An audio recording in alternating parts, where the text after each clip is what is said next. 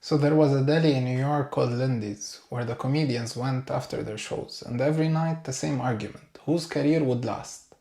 The regulars had a rule for it. They believed the comedian had a fixed stock of material, so the more television he did, the faster he burned out.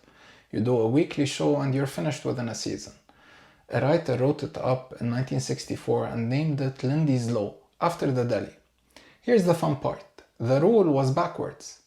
20 years later, the mathematician Benoit Mandelbrot looked at it and found the opposite. The more appearances a comedian had already made, the more he was likely to make. Taleb later drew the distinction that made it useful far beyond comedians. It depends on whether the thing ages. Now a person ages, and a machine ages, and every year brings the end closer. But an idea does not, a book, a practice, or a way of doing something. For those, it runs the other way, and each year it survives adds to how long you should expect it to keep going. So a book published last year and a book published 400 years ago, which one would you bet on still being read in 50 years? I'd bet on the old one. 400 years of people trying to replace it and it is still on the shelf. Look at what actually is in my library.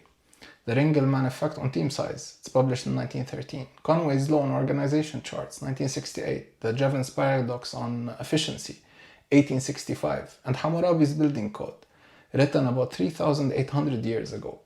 I did not plan any of that. The ideas that survived checking kept turning out to be the old ones.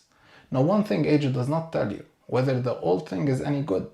Age is evidence of durability, and quality is a separate question that age does not answer, which gives you an idea of how to use it.